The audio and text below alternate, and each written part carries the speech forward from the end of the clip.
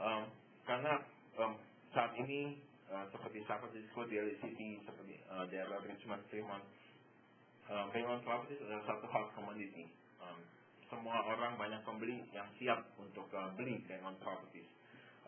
Kalau kita lihat bank on properties, kita mungkin bisa kompetisi sampai 3 sampai 20 offers. Itu bagi kita, ini hal yang biasa karena harganya sangat bagus dan tentu banyak orang juga yang mencari good deal. Kedua, yang saya biasa lihat bahwa bank tidak akan memperbaiki rumah. Bank akan menjual dengan kondisi as is atau kondisi sekarang. Jadi misalkan ada katakan ada pipa yang bocor atau apa, mereka akan menjual rumah kepada kita apa adanya. Jadi kita adalah sangat penting pada saat kita inspeksi rumah, kita harus melakukan inspeksi rumah yang detail sekali untuk bank on properties.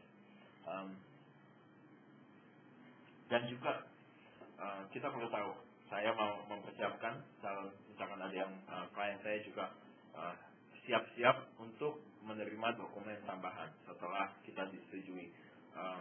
Saya lihat ini hampir di semua bank on properties pada saat kita setuju kontraknya, bank akan memberikan satu dokumen tambahan untuk yang ditandatangani. Biasanya dokumennya bisa mulai dari 2, 5 sampai paling banyak saya bisa lihat sampai 17 halaman yang harus kita bayar tanda tangani.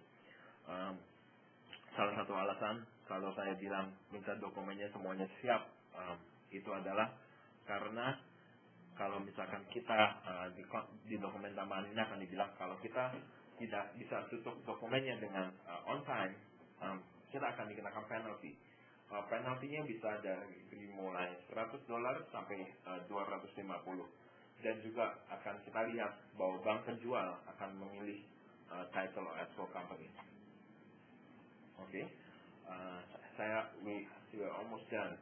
Saya akan memberikan satu diagram dan jadi kita bisa lihat apa yang menjadi perbedaan transaksi dari regular sale, short sale dan bank on properties. Oke, kita akan lihat di sebelah atas, itu adalah regular sale, short sale, and the bank on. Dan ini adalah yang halaman pertama mengenai timeline. Kalau kita lihat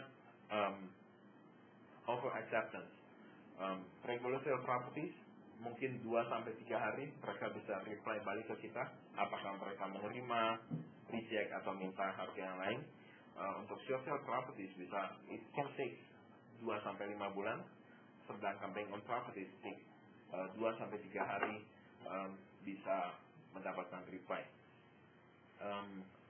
Total days yang dibutuhkan untuk closing dari tanggal seller menerima acceptance, untuk regular sale 30 hari, short sale 2-5 bulan, bank on 30 hari.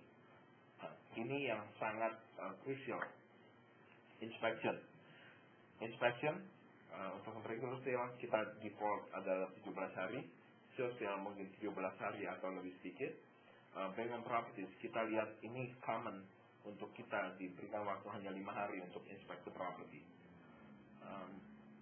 Untuk to get the loan approval, untuk regular sale kita lihat ada 17 hari, short sale 17 hari, dan bank on properties mereka memberikan waktu kita 14 hari dari tanggal acceptance untuk mendapatkan loan approval. Ini juga apa yang kita lihat setelah seller acceptance. Kalau untuk short sale mereka masih bisa tetap untuk market the properties dan juga open untuk menerima offer-offer yang lain. Misalkan kalau regular sale pada saat kita sudah mereka menerima offernya kita dan mereka tidak akan menerima offer yang lain lagi sampai menyelesaikan kita punya transaksi. Untuk pay on biasanya setelah mereka in contract, ada yang tetap memasarkan, ada yang mereka put it as in contract, jadi itu akan baik sekali untuk pihak pembeli. Jadi mereka pihak yang lain tahu bahwa ada orang sudah kontrak. Yang Yang bagian kedua saya akan membahas mengenai multiple offers. Untuk regular sale mungkin kita lihat there's a possibility, however kita lebih banyak multiple offers itu untuk short sale properties maupun bank owned properties. Ini yang tadi sudah saya bahas, menerima offer setelah acceptance. Untuk regular sale kalau dia sudah menerima offernya, dia tidak akan menerima offer lain, mungkin hanya sebagai backup di belakang kita, tapi tidak bisa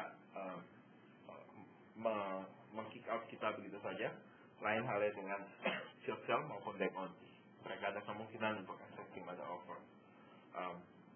Bank contract addendum, tidak untuk regular sale, tidak untuk short sale. Kita lihat ini banyak di bank owned properties, mereka akan memberikan contract addendum. Disclosures adalah penjelasan mengenai kondisi properties. Pada regular sale kita akan melihat full disclosure dari pihak penjual, sama seperti short sale juga. Karena bank owned properties mereka hanya take the property the way it is, dan mereka jadi tidak bisa berikan full disclosure, dan semuanya hanya very limited disclosure dari pihak penjual.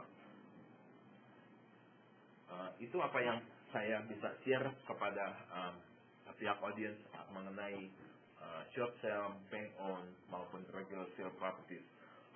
Ini adalah waktu yang tepat kalau misalkan ada pertanyaan. Saat ini adalah waktunya. Kalau misalkan ada yang mungkin ada yang mau ditanyakan secara lebih detail dari presentasi saya, bisa ditanyakan dengan cara menulis chat kepada pihak host, dan kita akan membahas Q&A. Coba ya, sebentar. Saya juga lagi belajar ini. Oke, coba sebentar. Oke. Saya akan buka buat question and answer. Oke.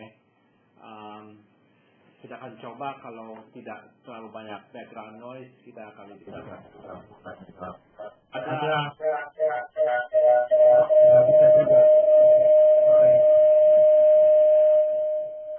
maaf, oke. Jadi tidak bisa. Jadi sekarang mungkin kita pakai chat ya. Di situ kalau tidak salah ada tulisan chat di sebelahnya pensil, antara pensil sama video. Jadi kalau Anda ingin ada pertanyaan, silakan tulis, kita akan tanya Roni tentang itu pertanyaan. Jadi salah satu yang saya lihat di